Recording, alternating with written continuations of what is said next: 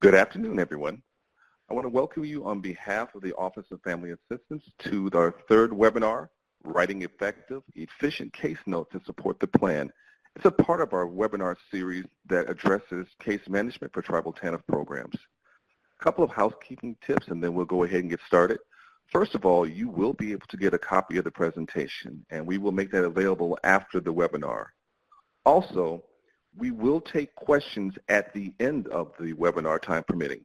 However, in the meantime, you can feel free to continue to use the chat box or to place questions in the Q&A box, which is located right below the picture of our facilitator. Also, we just want to make sure that you know that there's going to be an evaluation at the end of the webinar, so please stick around to complete that evaluation. If you have any technical issues throughout the webinar, please use the chat feature and we will respond as soon as possible. My name is Stephen Broyles and I'm a member of the Peer Technical Assistance Team. And again, I want to welcome to this webinar and I'm going to turn it over to our facilitator, Jody Sue Kelly. Thank you very much. Good afternoon and welcome to our third webinar in the case management series. So today's session is on writing effective, efficient case notes that support the plan. Again, for anybody who might be new, I've been in the system for 40 years on both the TANF and the WIOA side. And I have, in the nature of my work, training and consulting, I've seen and read thousands of case notes and have many observations and recommendations on how we can be more effective and more efficient. So let's get started. So case notes are, generally speaking, not the high point of being a case manager. People are drawn to the job to be able to help people. They're not drawn because they want to write case notes. Oftentimes, my experience has been that people get very little training on how to write them in an efficient and effective manner. I know that when I was doing case management in my youth program, I got zero training on how to write strong case notes. Heck, I got zero training on how to write weak case notes. I just got no training. So I was never really sure what I should say, what I should include, like what wasn't important at all to note. Like I didn't know what monitors wanted to see. So I had a very hard time separating what I needed to write from what I was writing that was just filler. And then there's like the additional issue that when people have high caseloads, there are so many other things to do to move the client forward that we tend to focus on what is urgent as opposed to focusing on what's important to do. Writing case notes is important, but it's not really urgent unless like a monitor is about to arrive. So in many cases, entering case notes gets put off and are done in a hurry at the end of the week after we've forgotten everything except the really big stuff. So I'm hoping today that I can show you a format that is effective and efficient so that this part of the job hopefully becomes easier. But before we look at format, I want to talk for a moment about the purpose of case notes and who they're important to. So case notes, what is the purpose of case notes? I think we all have heard this saying before. If it ain't in the case notes, it didn't happen. So case notes are a way to record, to create a record of our interactions with the client. So we use them to document the need for a particular service and then the ultimate delivery of that service. Additionally, case notes allow staff at whatever level to know what's going on with the participant. So ideally, each office will want to create a consistent method of writing case notes. Without adopting a consistent format, everyone pretty much does it their own way. And I have seen this. Like some staff in an office are writing books while others are simply writing one or two words or sentence fragments. Case notes also serve the purpose of reminding the coach what happened in the last caller visit, like what was on the plan, so that we can move forward addressing that issue. When you have a large caseload, or even a small caseload really, it's difficult to have perfect memory of who was going to do what and when. We might remember the big picture, but we forget the details, and I think case notes can remind us where we're at. So case notes are, in a sense, an extension of the employment plan. The plan records the big steps, like get a GED, whereas the case notes break those steps into, or break the steps into smaller, like action items that move the client closer toward the goal. And in our current environment, flip wrong way, but in our current environment where agencies are really supposed to be integrating and having closer collaboration, case notes allow staff to work across agencies to coordinate services. Like in some of the organizations that I work with, TANF, WIOA, Voc Rehab, and some other partner staff like GED programs, they all can access and add to the same client file, so it's truly integrated. So ideally, you want to have one format for writing case notes so that everyone uses it, so that we can communicate more easily about the client. We need to all be on that same page. So who views the case notes and who needs them? Well, obviously, I think that the quality case notes are important to the case manager themselves because, as I just said, as a memory refresher, but they're also really important for a coworker. So from time to time, maybe somebody has to step in for you because you're ill, you're on vacation, or for any other reason you might be out. Good case notes are critical for knowing what is going on with the client so they can pick up the ball and run with it. It is really easy to drop the ball when we can't understand the notes or the next step. Supervisors use case notes for a variety of reasons, to monitor progress, compliance, but also to prepare themselves should a client complain about the system, the service, or something that the client feels they were entitled to but didn't get. So supervisors will need those. Monitors obviously monitor compliance and to some extent data validation. And partners need to be able to understand the plan and what we're working with the client to achieve. And that probably is a little bit dependent on how closely you are integrated or coordinating with your partners. And then lastly, grievance officers who will ask for the case notes to resolve complaint should the complaint lead to a hearing. So we all want to have good case notes because lots of people are looking at them. So let me show you a few things that we have all likely experienced when we don't have strong case notes. So have you ever taken over, think about this, have you ever taken over somebody else's caseload because cases were reshuffled, maybe a staff person left the organization, maybe somebody got promoted, they went out on medical leave, and so quickly there's a shuffle.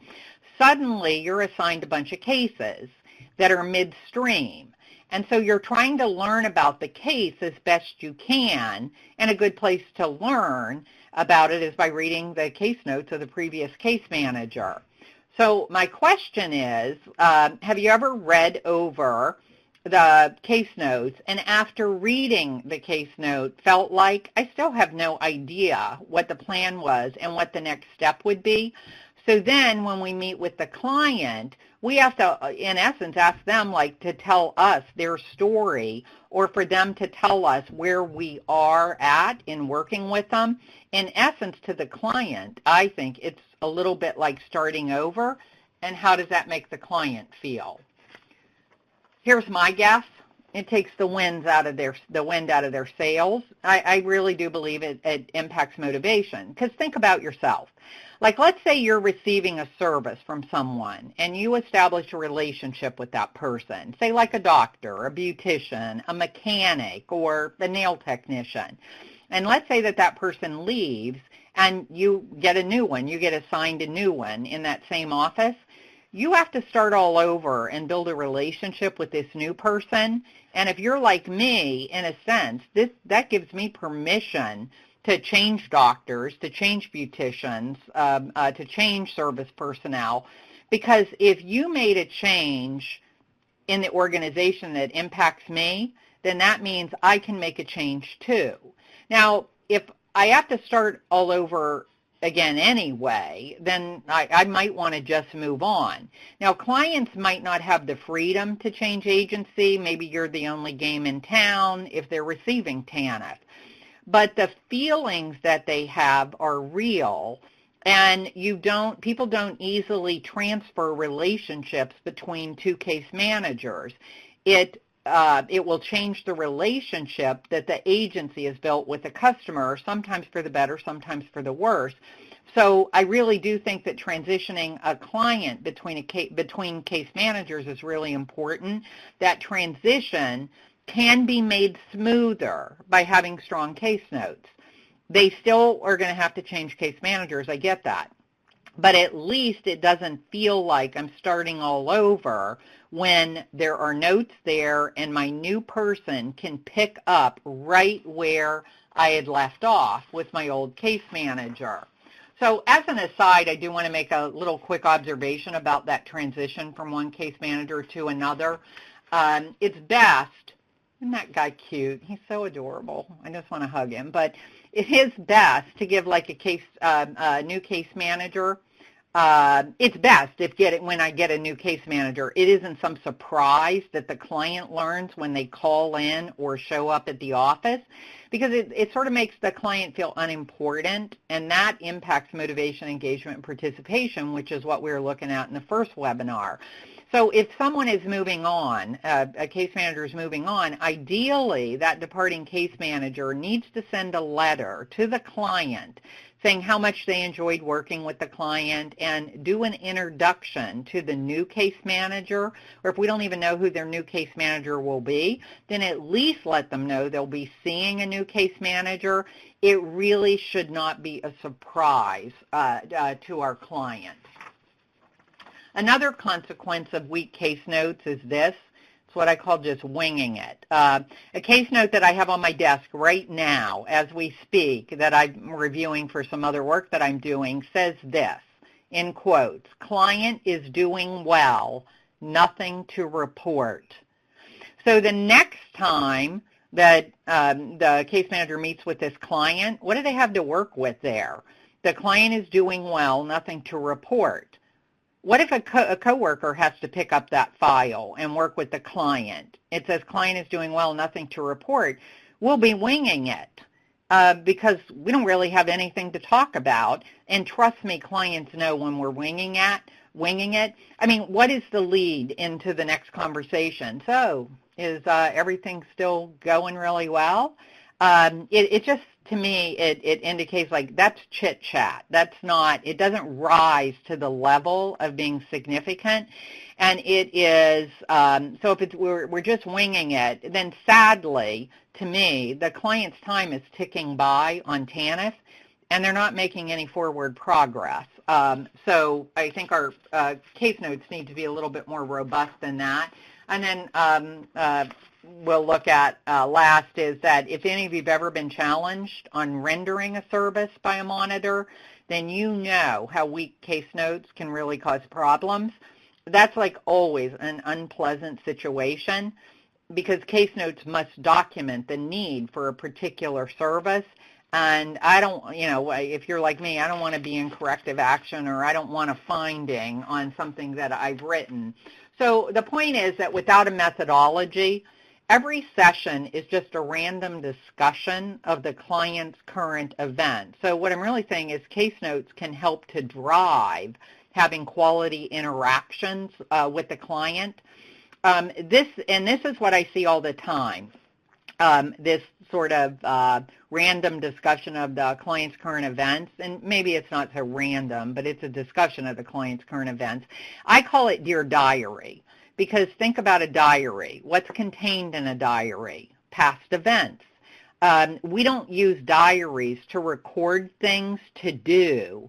We don't use our diaries to, note progress that we want to make or achievements, that are in front of us. We simply document what has already occurred, and so it isn't really a plan. It would be like going to a doctor with a sore throat, and the doctor writes in the case record, Jody came in complaining of a sore throat. Well, what else should be there? What should be there is what he prescribed, what he wants me to do. The note is incomplete without a plan. So it's not just a diary of what has occurred. The case notes are very much part of the planning. So let me show you one quick illustration to just show you what I'm talking about. When I say without a methodology, every case note just logs the client's current events. So, okay, this is a real case note. It's a true story. And the names have been changed as well as the dates. And you can see on the dates 10/22/2018. I'm a fortune teller on the dates, but the story is true. And actually the timeline is totally true. The timeline, the months and the days are actually accurate. So Patty got a job at a thrift store, starts on January 22nd. She's going to get $35,000 plus benefits and 4 weeks paid time off. I'm thinking, wow, that's great. I don't know about you. 3/26, Patty told me that she's been fired from her job and she's going to begin job search. For April 5th, she gets a job at Karen Share. We got the information. Then in June, Karen Share manager told me that Patty had been fired. I'm starting to see a pattern here. She seems to be good at stuff about 2 months. Then Patty called on July 16th. She got a new job. And then on October 22nd, Patty was fired. On September 10th from her third job. Notice, like, I skipped, by the way, in the case note, there were a few more things, but I skipped things like issued supportive service or got verification of the job or she submitted a timesheet. I just extracted the notes about the job, and I think that you all see the problem, that Patty doesn't seem to be able to keep a job beyond 2 months, but the problem in this case note is not identified. It's not addressed. There's no evidence that Patty is moving forward except to keep getting new jobs that she will quit. And so the problem just endlessly repeats itself. And now my guess is that we've also lost some employer support along the way. So we really need a protocol that addresses like all of these issues. In the medical field, social work, psychology, psychiatry, and other similar helping professions, there are two major formats used for writing case notes. They're called SOAP, S-O-A-P, and DAP, D-A-P. When just learning the format, and it's what I'm going to use during the webinar, SOAP is a little bit easier and forces you to be clearer in what you write. So let's look at the SOAP model first. It has 4 steps: subjective, objective, assessment, and plan. So let's walk through an example from the medical field. A patient comes in and the doctor asks what's going on. Anything that the patient says is considered to be subjective. So it's going to be in the first part of the case note probably labeled with the letter F. And the patient says, I have a sore throat, runny nose, my ears hurt, and I ache all over. I think I have the flu. The doctor will record what the patient said that their symptoms were, but it's going to be under that label S for subjective. Then the second step, the doctor examines you and sees that you do have a raw throat, you have mucus in your nose, and listens to your chest and can hear congestion. He orders lab work, such as a throat culture or other lab work. These observations are going to be recorded in the objective session.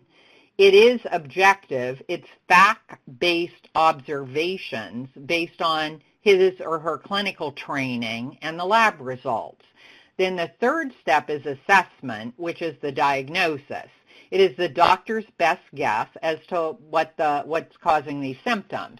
The diagnosis is based on the objective and the subjective. So he concludes that it is either seasonal allergies, a cold, or flu, and he's going to record the diagnosis.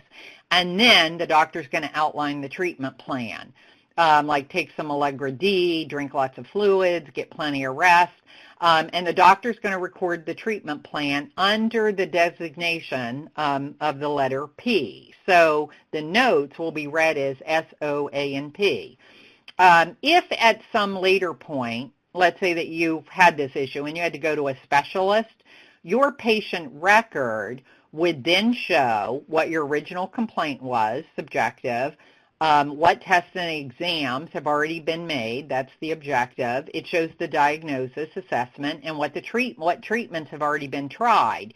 If doctors had no format, then much key information would be lost, and oftentimes tests, exams, and all of those things would be repeated endlessly because I can't see what was done before me. So DAP is similar, but it collapses the subject and the subjective and the objective together. It has a diagnosis, and then it outlines the plan. So what the patient said and what the doctor observed would be under the same bullet or the same category. These are really strong models for us to follow, but in TANF and workforce programs, we can use them, but we've got to make a little modification.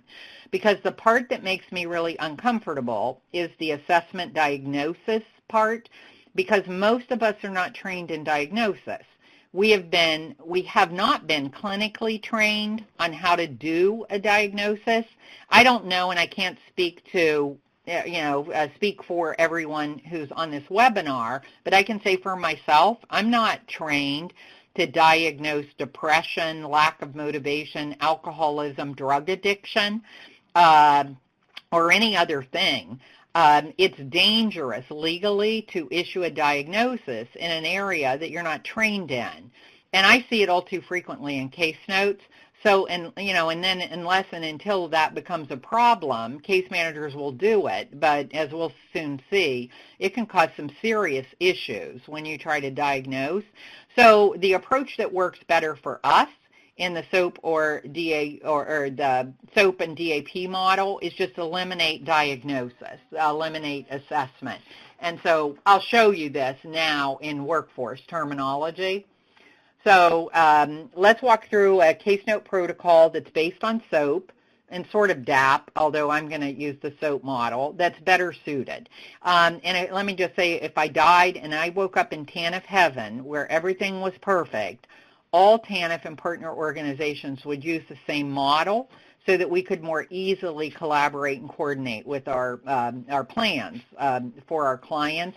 This is exactly what medical professionals do because they have to be ready to work with other professionals and be ready to share information. There is an outline. Here's an outline of the format. It has 4 parts.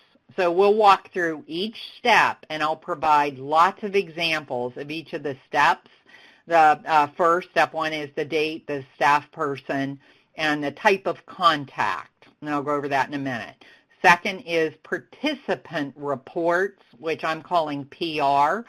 It's a parallel to the subjective, but when I see PR, it just makes it clearer for me that this is the participant. So it's what the client reports.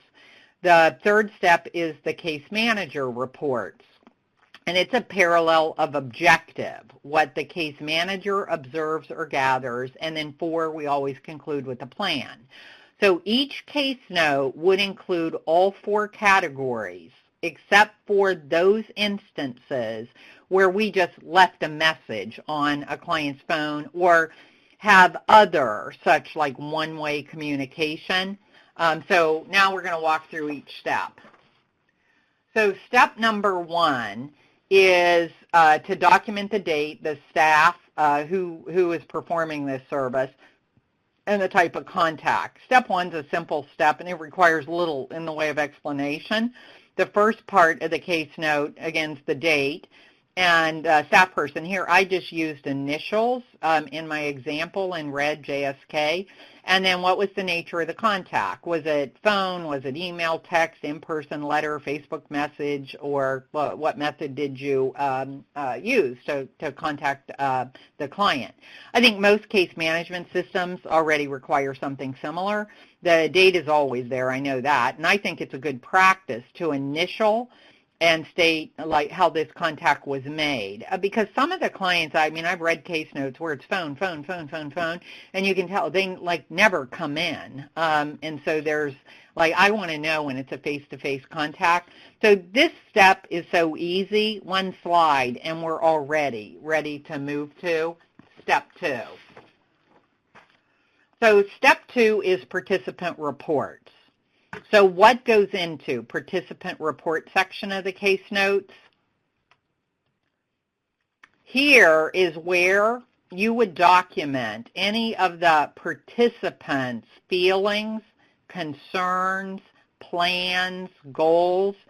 It is information reported to us by the participant. It may be true information. It may be false. It doesn't matter here. What we are documenting is exactly what the participant, the client, reports is going on. We will also use this section to document comments made by family members, friends, or other agencies would also be included here. And I'm going to distinguish other agencies here in a second. But so if I call a client and I don't reach the client, but I reach her mother, and the mother says, she isn't here, she moved out 2 weeks ago, and I don't know where she is, then I would record that in the participant report section of the case note. I would say, mother reports that client moved 2 weeks ago, whereabouts unknown. Now, this is all subjective information. It isn't anything that you or I, as the case manager, actually observed for ourselves. We were not there to see the daughter move out. It's simply what we were told by someone else. And so we're writing what we were told. We're not confirming, we're not agreeing, or necessarily even believing what the person said. We're just noting, these important, significant things that we've been told. Now, let's look at an example. So in this example, Joshua states that he needs a job as soon as possible. He is behind on his bills, and his cell phone may be shut off soon. Notice in this example that we know that whatever is written in the participant report section has been shared by Joshua. So technically, if I wanted to, I can just say PR, needs a job soon, behind on bills, cell phone may be shut off. I don't even need the Joshua and the he because it's implied because it's in that PR section. So that these are Joshua's feelings on the situation. There's no confusion about whether or not it is the client or the case manager's view of the topic. As an aside, I do want you to note that Joshua is making change talk for those of you who are at the last webinar, Motivational Interviewing. When he says he needs to get a job as soon as possible, remember our coaching is supposed to evoke and reinforce change talk. Joshua is an example of someone who's already seeing the downside of having no job and is making change talk, so reinforce it. Getting a job could help you to catch up on your bills. That's an aside. So let's look at the problem when we do not identify the participant's perception versus the case manager's. Oh, and by the way, all of the case notes that I use in this webinar are real. I didn't make any of them up. I wanted to use actual examples from the field. I always change the names so they're not identifiable, but the cases are real. So let's look at this one. Met with Deetra. Let's look at the sentence, everything is going well. I really am not sure if the case manager is making that diagnosis after a long discussion with Deetra, or if Deetra thinks everything is going well. I assume it's Deetra, but I definitely would not stake my life on it. Let's look at the next sentence. She doesn't have many skills to obtain a job. Did Deetra say she doesn't have many skills to obtain a job, or is the case manager saying that Deetra doesn't have the skills needed to get a job? I'm not sure. And what skills? Job search skills, occupational skills, academic skills? I'm not really sure, but I'm sort of thinking it must be occupational skills because of the clue in the next sentence. We went over her transferable skills. Now, I don't want to nitpick, but what does this mean? We went over her transferable skills and that she can get a job. Honestly, I have no idea. I know they went over the transferable skills, but I'm not really sure who declared that she can get a job. And so that's an example of very simple, but I don't know who is saying what. So it's confusing. For that reason, I can't figure out what Deetra believes and what the case manager believes. So let's look at a rewrite. Everything is, okay, so participant reports, everything's going well. Because she believes she doesn't have any marketable skills. Now we know who said it. We know whose perspective that it is because it's under participant reports or PR. We all know automatically that that is from Deetra's perspective. It clears up all of the confusion. I provided an example here of what another staff member or organization might say. So let's just get started. Joshua reports that he searched for a job with no success. He has not gotten any interviews. And again, that all came from Joshua. Now remember that information given by someone other than the case manager would be recorded under participant reports, family members, other partners. So I am reporting someone else's opinion here, in this case the job coach instructor's opinion. And because I didn't have this conversation with Joshua, I'm just recording what I was told. Job coach instructor said Joshua has low quality resume and does not want to change it. We are only documenting the highlights, by the way, like we're summarizing important information. I'm sure the job coach actually said more. I just need to capture the highlights. It sort of seems to me then as a case manager, here I'm starting to put some pieces together.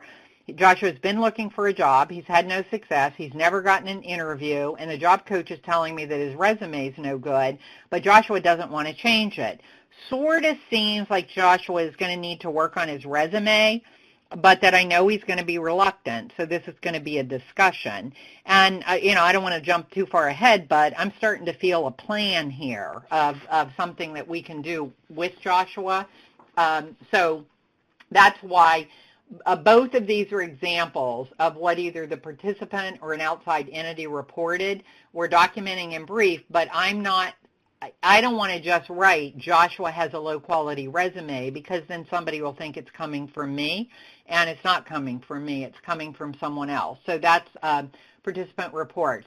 You can also, in participant reports, use short quotes from the participant. Why not long quotes? Because there is no way that we could remember word for word what the client said in these 5 sentences. I put in applications and no one calls me. I think they don't even look at my application. I'm getting desperate right now. I'd take any job. I can't live this way. Our memories are really not that good. And a paraphrase is not the same as a quote. A quote in quote marks is the exact words. So we don't want to do that. This would be a better quote.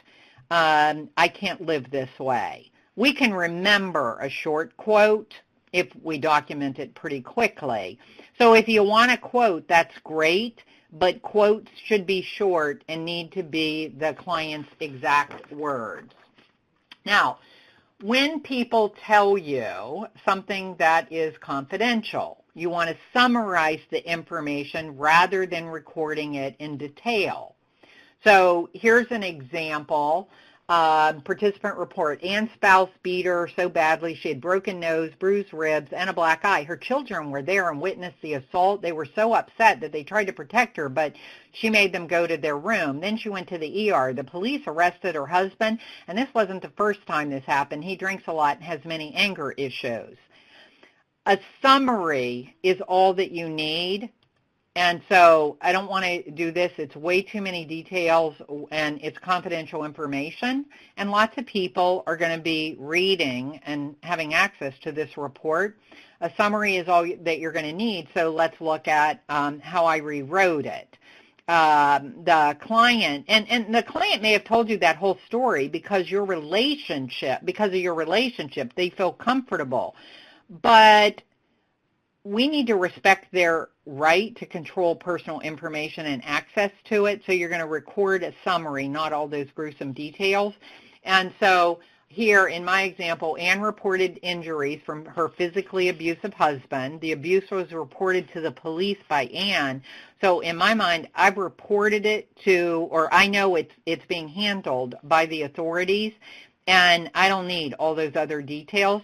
But let me show you another example that I think really brings this point home. So participant needs to repair her foot before she can go back to work. She states she needs a very complicated foot surgery.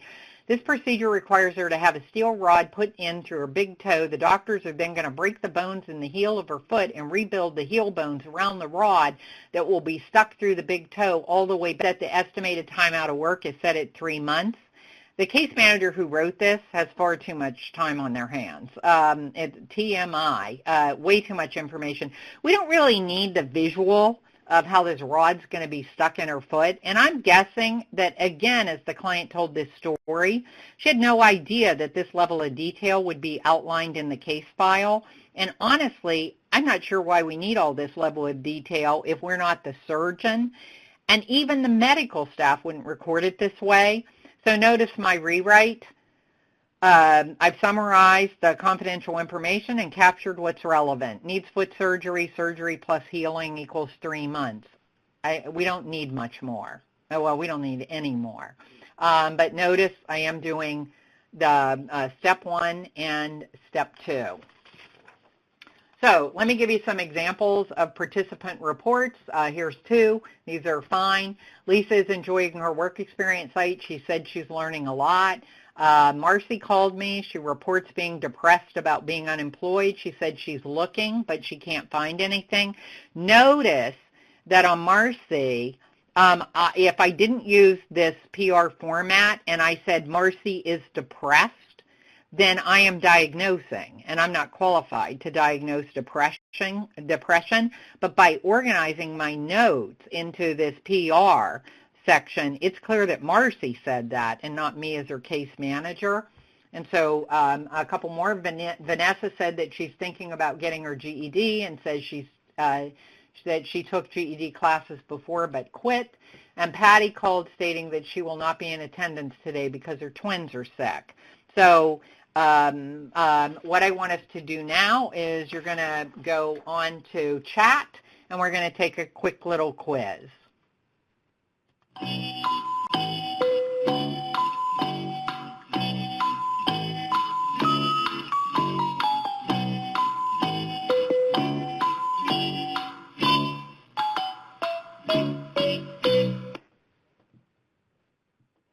Okay, I think I still see people are putting it on. Yep, and I think I've done such an excellent explanation. Everything I'm seeing that's coming up is B, B, B, B, B, and B is correct. B is correct because the first one is too long. I don't want to work outside. It gets hot. Sometimes the weather's bad. I don't do dirty. There's nobody who remembered all those words. So it's too long. Get to the essence. The essence is he doesn't want an outdoor job. Absolutely correct. I'm going to give you harder ones here in a bit. So make sure that you stay with me. Julio needs to open his mind and be willing to accept any job the company offers to get his foot in the door. That's not the participant's perspective. That's the case manager's perspective. And so that wouldn't go under a participant report case note anyway. Okay, so we are actually ready to move to step 3, case manager reports. Step 3 is the key on this entire section, and I'm probably going to beat a dead horse by the end of it, is that under this section, case manager reports, everything is objective. It is what the doctor, if we go back to my example, observes for him or herself, combined with other factual data like lab reports. So for us, this is what the case manager observes, what they see, what they hear, what they smell, what they can count, what's been measured. So here you're writing facts and observation. Again, that keyword is objective. So notice I say to include here objective information that could be sent to or from other providers. But yet, a minute ago, I said if it's from another provider, it goes into participant report. Here's how we distinguish. So if the community college did a TABE test and sends me the score, then I'm going to note that under case manager report, CMR. It's factual. If the community college staff person sent me a note saying, Jody left the test early and was frustrated, so didn't finish, and so I just scored what she completed, then I would put that part in the participant report section because that's subjective, and the test score in the CMR section, the case manager section, because one is subjective. This person, for me, that Jody was frustrated, didn't complete the test, and one is objective because it is the actual score. So let's pause for a minute to define these terms. Subjective is the opposite of objective. Subjective is personal opinions, it's interpretations, it's emotional statements, it's judgments. Like, I love the rain is subjective. It's a personal opinion. It's a personal feeling. It is raining outside is objective. Objective information is fact-based. It's measurable. It's observable. Go to my second example. Josie is not job ready. That's an opinion, and it's not an observable fact. Josie does not have child care set up. Her transportation is dependent on others giving her rides. To get a job, Josie will need to address these two issues. That is objective information. Paula has unrealistic expectations. That's subjective. That's just a point of view. That's an opinion. Paula is interested in being a pilot. She left school in the 9th grade and has one felony conviction is an observable fact. So that's objective. I can look at records and see that. So you let the reader draw their own conclusion, like, wow, that sounds sort of unrealistic. They could be thinking in their head, or, wow, doesn't sound like Josie's job ready yet. Tell us in the case note what you see, what you observe, what you heard, what you witnessed. When writing case notes for the CMR section, the third section, only write about things that you observe, facts and objective information. So let me give you an example. Step 3 is where you're going to document the facts, objective data. You can write notes on progress for planned steps, write relevant observations. So in my example here, participant completed budget sheet from last meeting. Well, I know that. They handed it to me. I'm looking at it. Expenses exceeded income by $350 a month. That's objective. Participant requested help with transportation and meets the criteria for that help. Means I've reviewed it and all looks fine. Resume shows work experience in hospitality and warehousing. That's something I observed on the application on the resume. And discuss customer service positions. That's objective information. Do not label your opinions or judgments as facts. In fact, don't even write them down. Only write facts and things that you've observed. So here's an example. And participant has a drinking problem. That is an opinion. That's a diagnosis. So unless you're a doctor, you're really not qualified to make this diagnosis. So we don't want to go that direction. But what you can do, and that's what I'm saying, you describe what you see, what you hear, what you smell, what you experience. Now I can say, I smelled alcohol on the customer's breath. I observed slurred speech and red eyes or bloodshot eyes. Just stay in your lane. Don't write anything that is an opinion. Don't vent your frustration, because this is what spells trouble. And so here's an example of something that I actually read.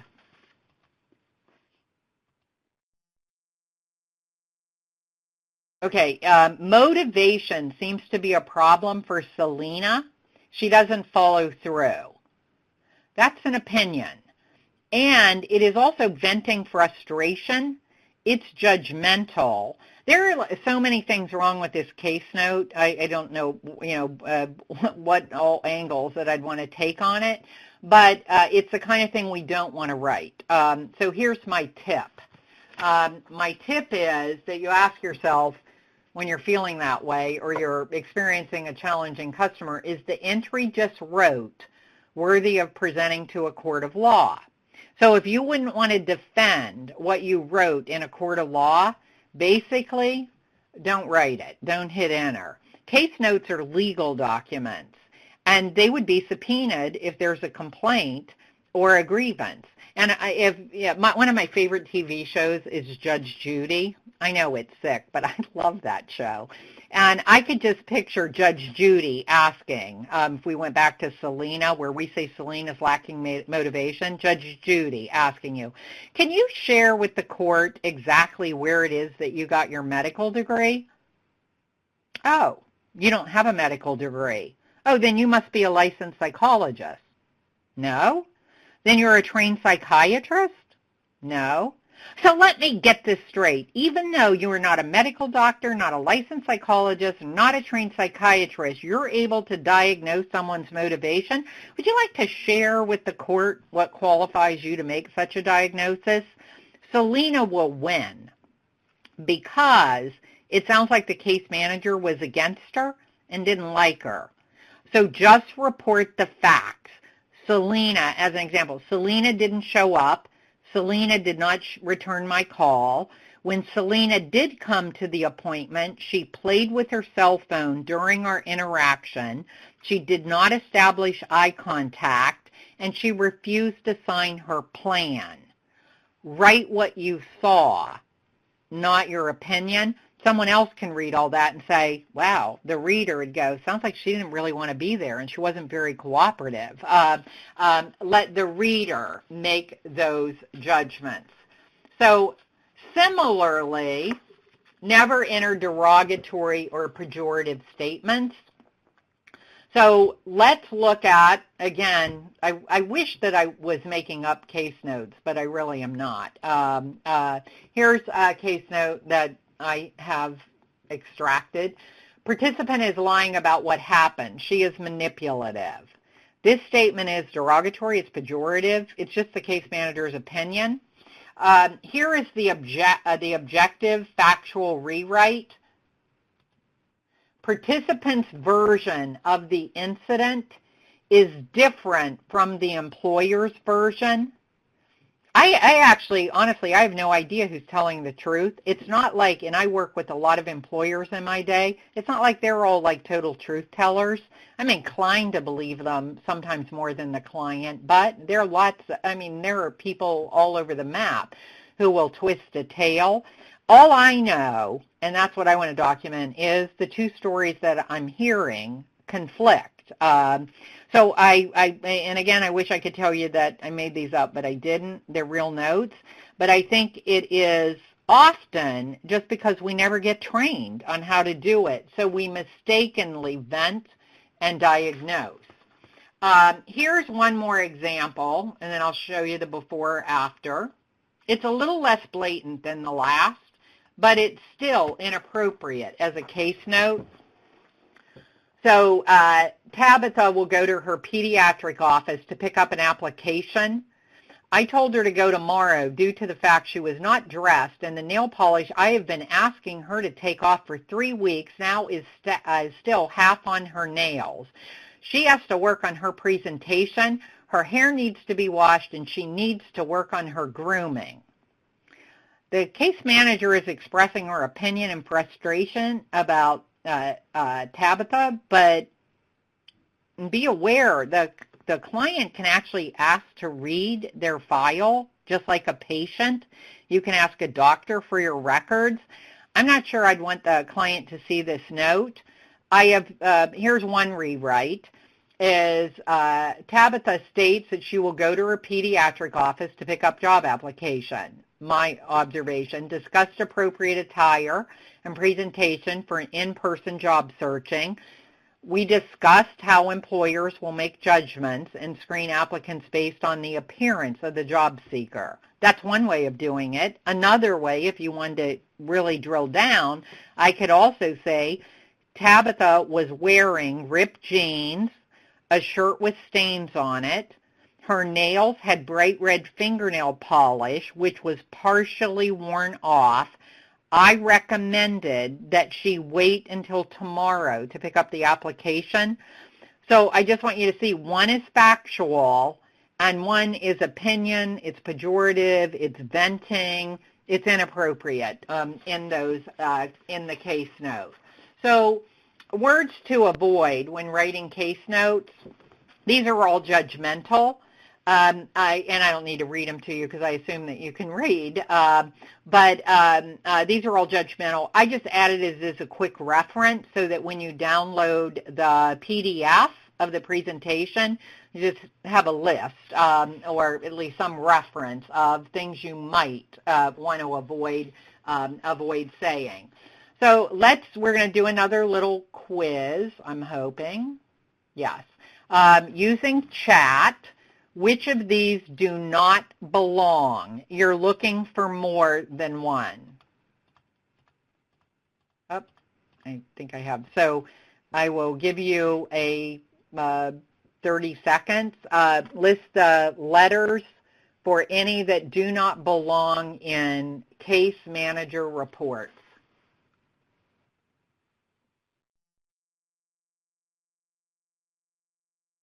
More than one.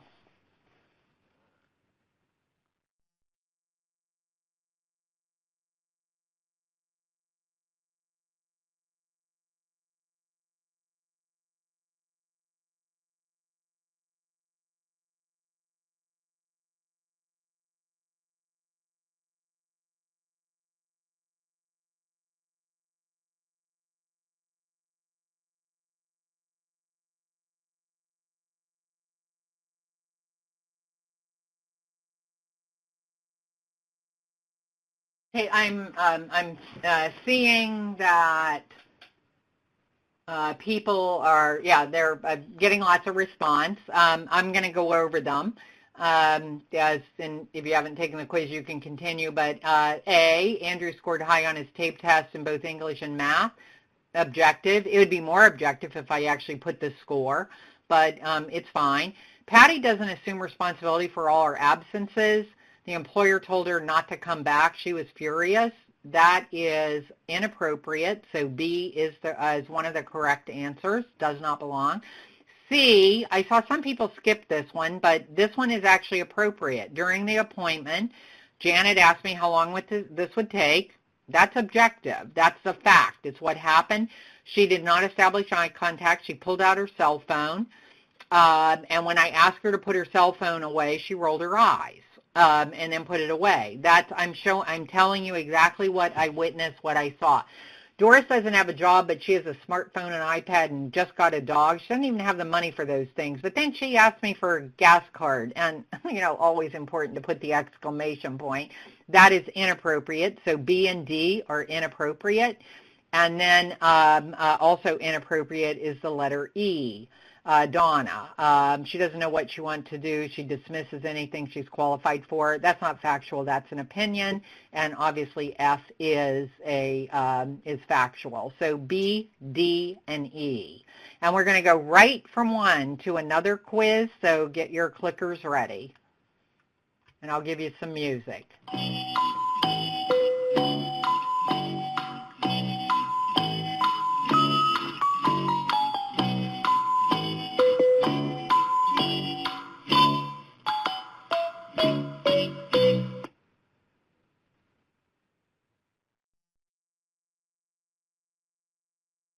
All right, I'm watching the chat and seeing how people are answering, and I will continue. Let's see. So the correct answer is the statements that you are not qualified to make.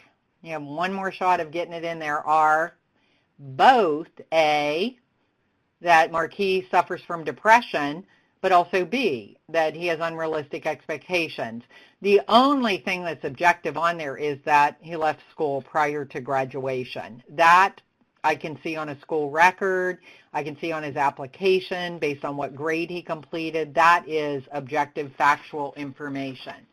So we've covered what the participant reported, where our case managers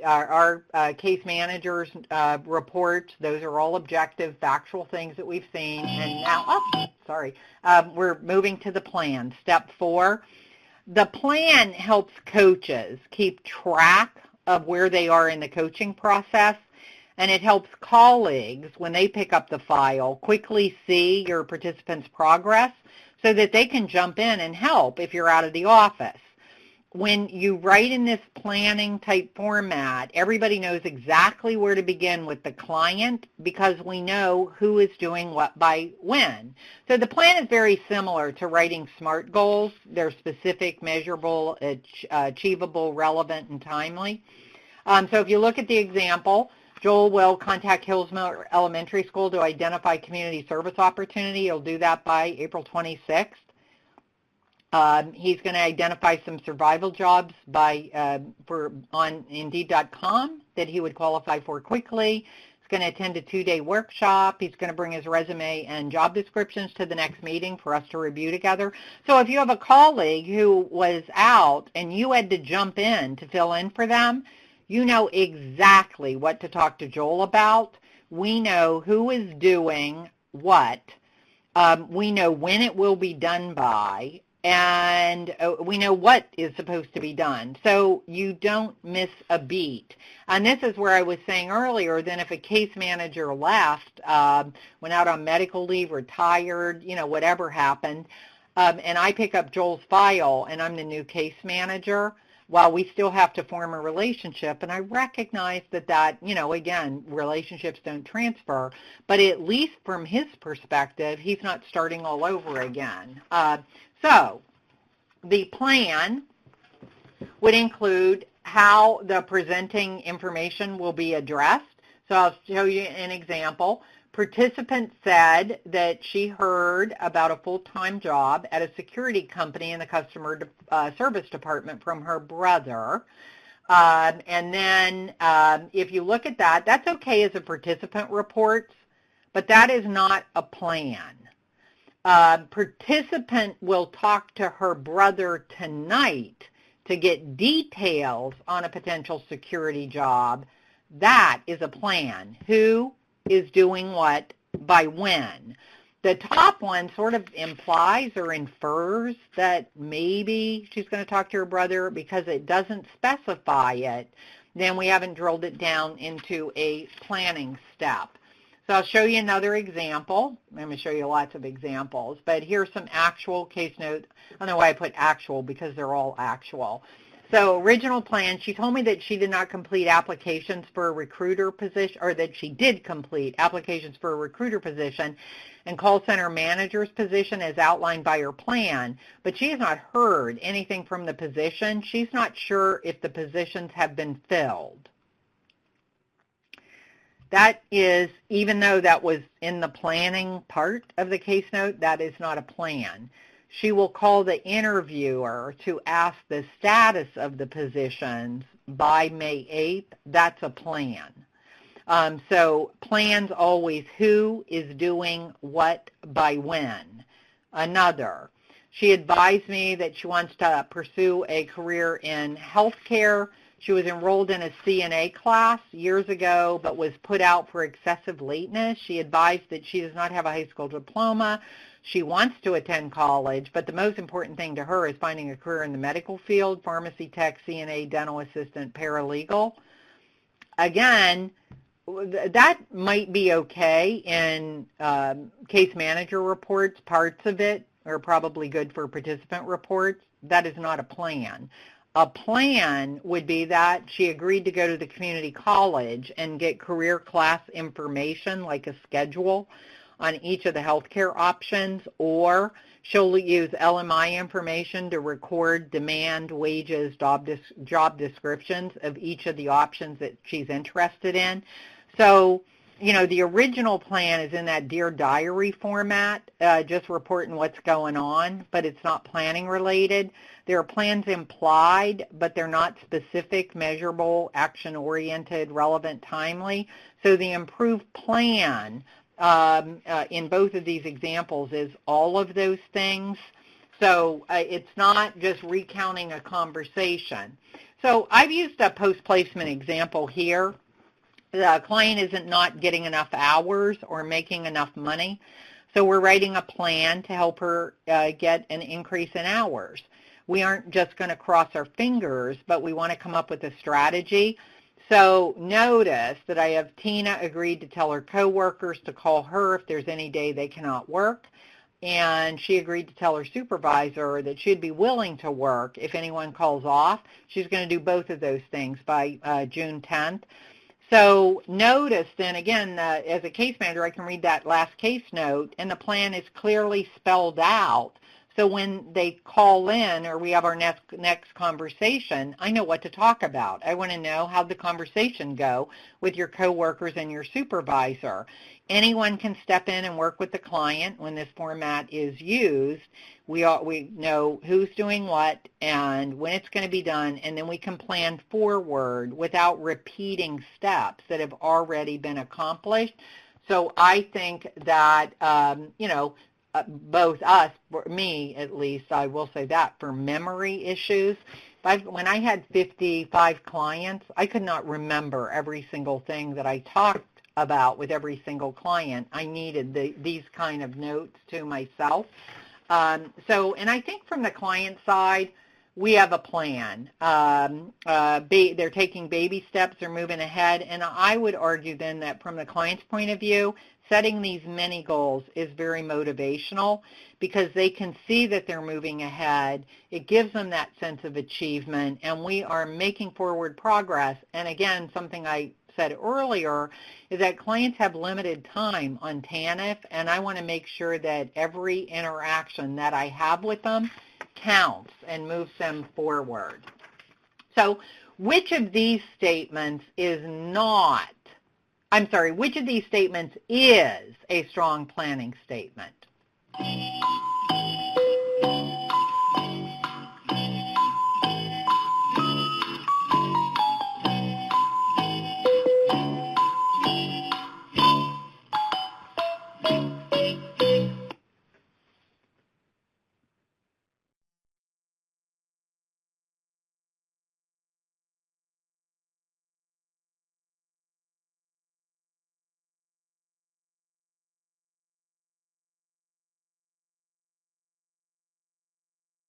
Okay, if I do it by popular vote, it's C. C is in cat, and C is correct. I did see that somebody put B, hoping that's a typo. What is not a planning statement about B, Tashana's phone was stolen. She reported it to the police, but doubts anything will come of it. She called the phone company to get it shut off. That's all about past action. That is not what is planning forward. And if you put these notes together, she needs that phone for her job, so we've got to come up with a solution. Actually, I will tell you that this was a case note that I did borrow this statement from. The case note was actually a combination of A, B, and D. And so there was no C. So it documented what happened, and so I knew the case manager is on top of what's happening, but there was no plan for overcoming the issue. And if we go back to my example at the very beginning with Patty, kept losing job, lose a job, get a job, lose a job, get a job, lose a job. It's just a never-ending cycle because we haven't planned. So now we've gone through the 4 parts. First one's easy, date, initials, and then what was the nature of the contact, phone call, meeting, whatever. Second one is participant reports, anything that they tell you. It's subjective. Case manager reports objective information, and then we write a plan. So now what I want to do is put an entire note together in its entirety. And I say that this is a shortened version because you're going to see I use the PR, CMR, and plan to identify the sections of the case note, but another convention, as long as everybody understands it, is 1, 2, 3, or ABC, as long as you remember what those labels are. But notice on this case note, I am using sentence fragments because I don't need full sentences to convey the issues or the plans. This makes writing case notes efficient. Case notes don't have to be long and wordy. They just need to capture the essence of the session and of the plan. It's got to be enough for you and another staff person to understand what transpired. So on this, behind on bills, I didn't have to go into, that I think it was Joel at the beginning, was behind on his bills, and he's really worried about what he's going to do, and he's feeling desperate. All I got to say, behind on bills needs job. We know that came from him. He has no resume. He's going to need community service so he can get his hours until his job is obtained. That's factual. And then he's going to contact people. He's going to find a survival job post, and he's going to bring his resume. And so I've cut out all the extraneous, but I would argue that before the next appointment, if you read the last couple case notes, or actually if you run out of time, you just read the plan, you know exactly how to start the conversation. You don't miss a beat. So I'm going to show you 2 examples of why this approach works better than not using a case note protocol. This is a before. It's a very long case note, and I think it's really difficult to follow. I actually don't expect you to read it. I just want you to see it. It's like big, it's blocky, they're full sentences, some are run-on sentences. What I want you to see is this, that what I did was I took this exact case note and I wanted to give you a visual. And this is my visual where I categorized it into our 4 steps. So notice on my key that date, staff, type of contact, I highlighted in blue. Participant report, I highlighted in yellow. Case manager reports is purple. And then anything that is planning related, I highlighted in green. So just by looking at this case note without even reading it, you can see that it's a jumble, and this jumble visually demonstrates the problem. It's hard to follow, and the likelihood that we would follow up on the plan, I think, is not good. The likelihood that we're going to drop the ball is really high. So let's take a look at my rewrite. Here's my rewrite. I mean, that was a long case note, so my rewrite is a little long. I've divided it. Here's all you need to know. Participant remained on the job, loves it. Employer said apply for a promotion. Employer will pay for the CNA, and she wants to open a checking account. Notice the employer will pay for the CNA. That all came from the client. I didn't say that. That's just what she told me. Participant provided the paycheck stubs. Case managers gave her the easy steps to open a bank account, and she set a goal to open a banking account, and then we have a plan. So you can quickly scan this case note prior to the next meeting and know exactly where to go. One more example in a similar vein. Again, the case note is hard to follow. We begin with this one. We begin with case manager report. Then it's followed by a planning sentence. And then that's followed by a participant report. So if I take this again, you don't have to read it, and we do it visually, here's what it looks like visually. So something that was really interesting to me about this particular case note as I read it is that it looks like the case manager did all of the talking. The participant seems to have only said, I'm still employed. And though, and again, rather not though, again, because it's such a jumble, it would just be very easy to drop the ball because we've got plans, sort of plans all the way through. They're not strong plans because they don't have dates, but here is my new improved case note. Yeah, again, still the participant didn't say much. She's still employed. But I've simplified all of those statements to make it more readable, and I've put things in the appropriate category. Now, this, I think, again, is easy to follow, and it tells the story. And again, let's flip back for a second. Difference between seeing that, following that, and following this. I think it's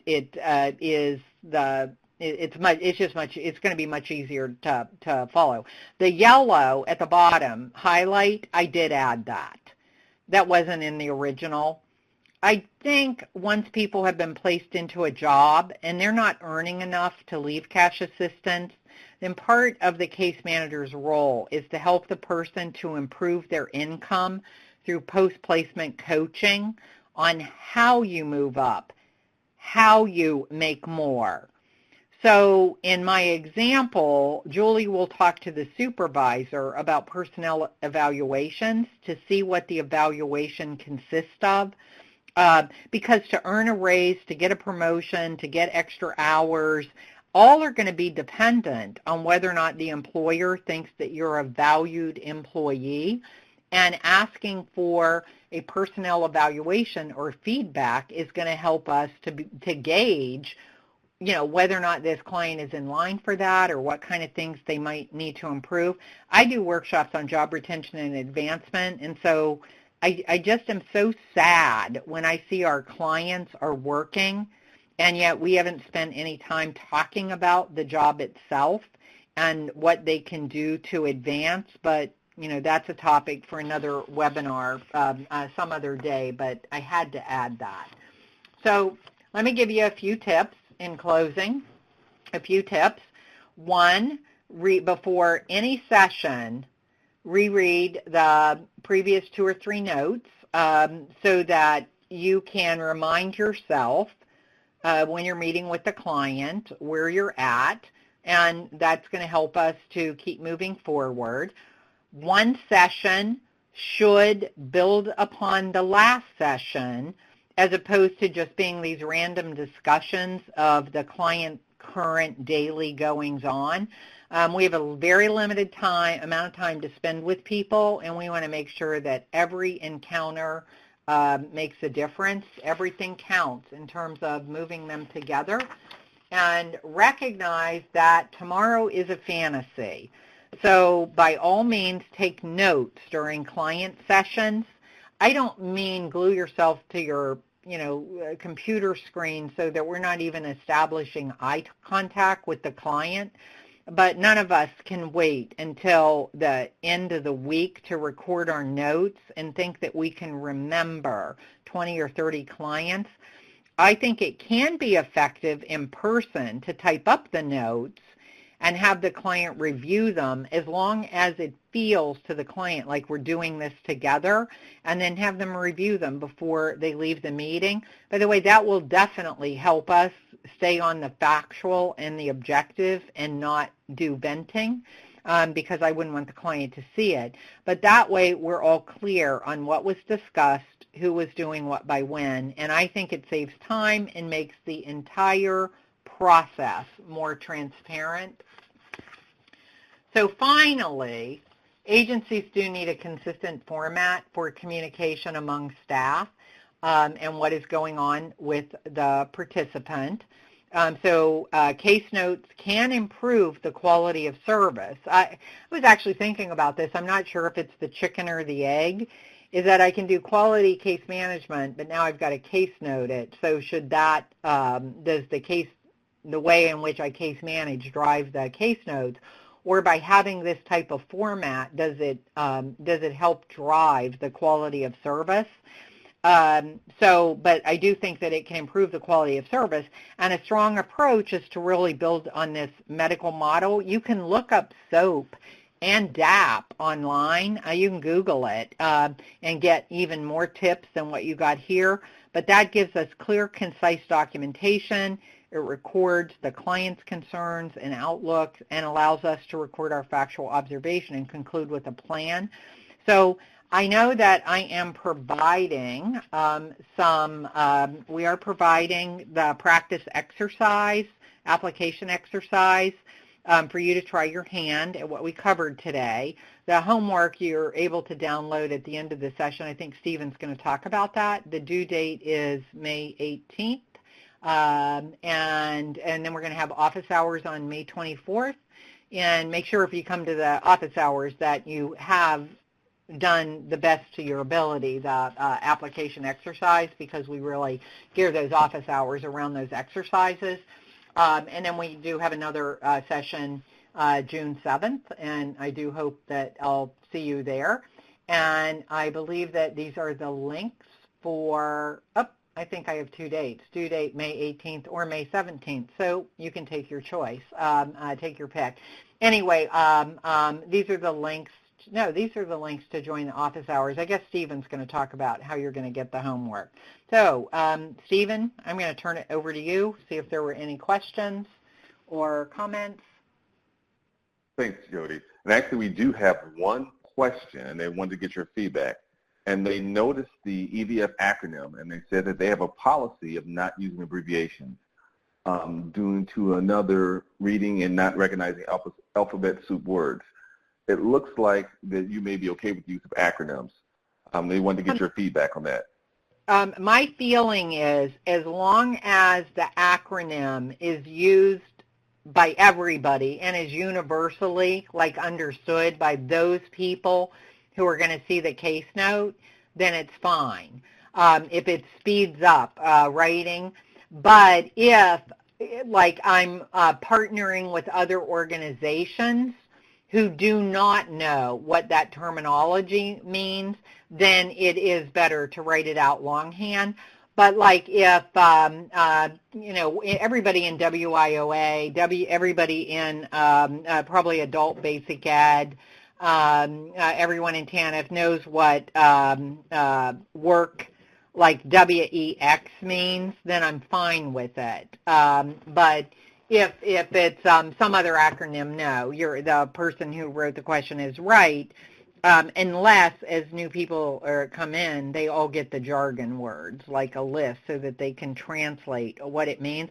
I just think it's far better to write in English in understandable words, but you can still use some level of shorthand if, again, it's universally understood. And Jody, we have another question. And the question is it okay to document directives from supervisors in the case notes? Oh, wow, I would need an example. Do you have an Okay, example? I think an example is coming here. And while it's coming here, an example may be, for example, if the supervisor said that they want the caseworker to do a specific task or do things a certain way or to take a certain action. Then yes, I would definitely, and then the question becomes to me whether or not is that go in the case manager reports section, or is that going to be in the planning section?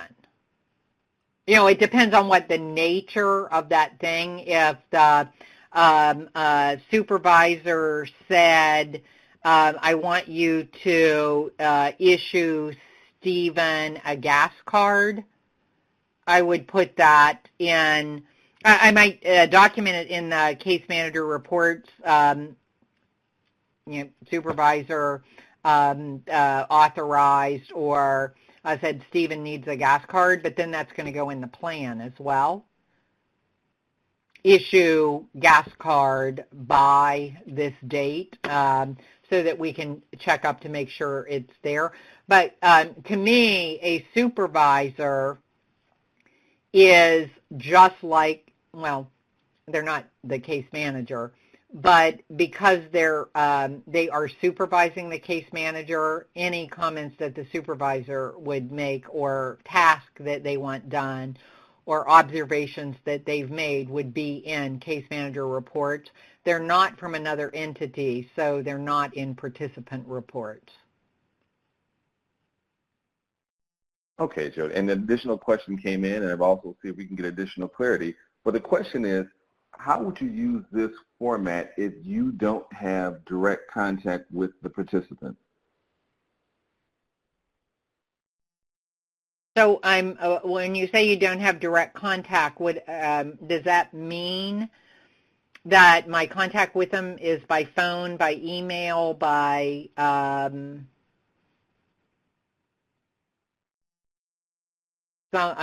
other method?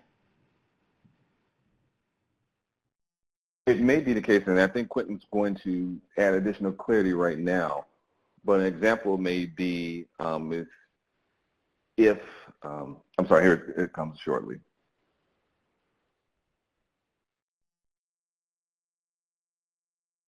Okay, if the participant, if you don't see them, but you're still engaged with them in some capacity, so you may not have direct contact with them. You may be working with another social worker, or there may be a referral of some sort. So you don't directly observe the participant, but you're part of the plan in some capacity.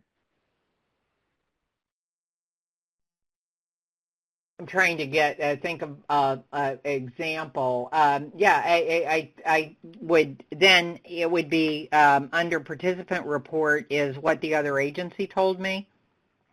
Like, as an example, Stephen is, again, making up an example, but Stephen is in GED classes, but has a learning disability, and we think that he'd be better served in an ABE or specialized curriculum. And then I will write in my case manager report section, I recommended to the other agency that they send Stephen to the ABC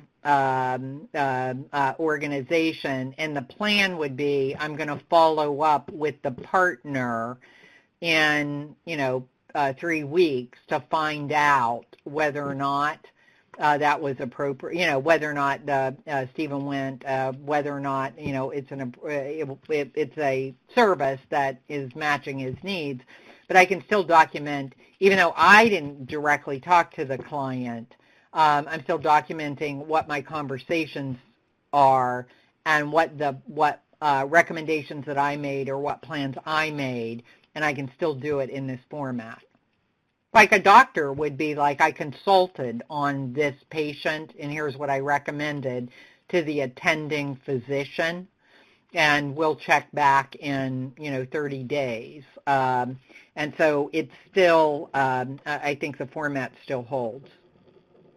And I think you did add an additional clarification in terms of if an action is taking that affects a participant, but they may not be directly being involved. For example, if they were sanctioned, or for example, another agency took some type of action and they may not have contacted the participant directly yet, or the participant did not come to you with that information. That I was told by another agency that the person was sanctioned? Well, I think the sanction was in that agency, but perhaps the participant had not been notified yet, though they probably should have been.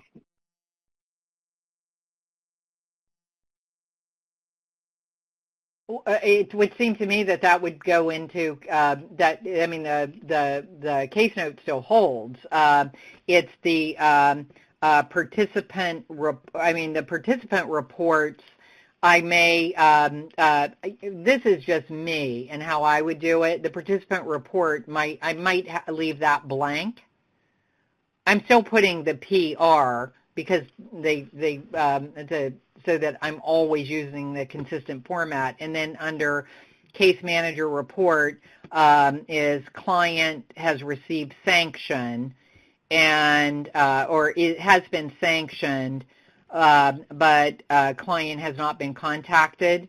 And then under plan, client will be contacted by this date to inform them of sanction.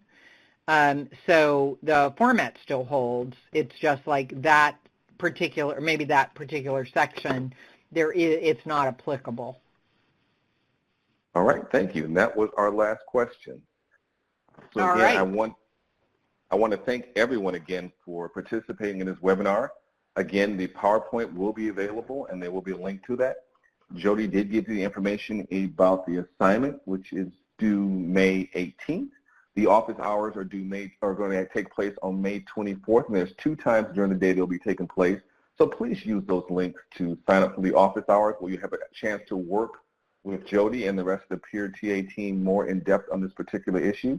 We invite you to register for the next webinar if you've not already done so. And again, if you want to see any of the webinars in the case management series that preceded this webinar, please go to the Peer TA website, and that's peerta.acf.hhs.gov. And again, we thank you for your time here today. Please stick around and complete the evaluation for the session, and we will see you next time. Thank you. Bye-bye.